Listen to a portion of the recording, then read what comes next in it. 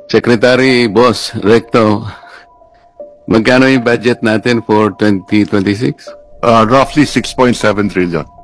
Ano po yung projected revenue po natin? Roughly 5 trillion.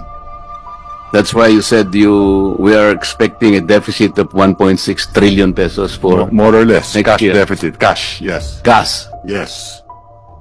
And that will mean 133 billion per month, 4.4 billion per day Yes. na uutangin natin, That is correct. or 185 million pesos per hour. That is correct.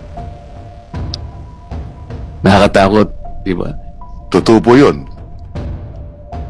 Pero sabi mo kanina, wag tayong mag-alala kasi alam nyo, nasa ano pa naman ito eh. Correct. Manageable, sabi mo kanina. For as long as we grow faster than the debt, if the economy grows faster than the debt, then we outgrow the debt and we pay down the debt. That is the problem. Ang masama, if the debt is growing faster than the economy. Yun nga eh. Yes, sir. At ano na yung outstanding debt natin sa ngayon? Roughly 17 trillion. 17 trillion, what is the debt to GDP ratio? 61% because the economy is roughly 28 trillion. But that's one benchmark. There's another benchmark, yung general government debt. Doon naman, mga 57% lang tayo.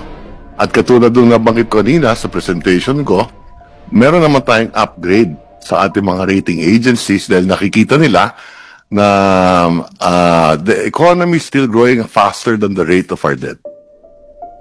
Kasi ang Ang mahalaga, we reduce the deficit over time.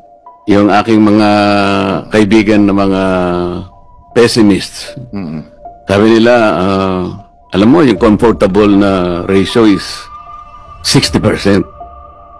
Ngayon, Tama po yun. Nung araw, na-breach mo na yung ano parang lumampas na tayo ron. depende yan kung ano ang debt mo. Katulad nung nabanggit ko kanina, 70% of our debt is domestic.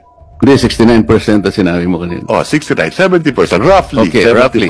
Yes. Kasi tinatandaan ko lahat ng sinasabi mo. Tama Boss, po yan. Tama po yan. Ganito So, eh, 69% ang okay. domestic. Ang sabi mo kanina, pumaya pa tayo because, ang domestic natin ay 69%.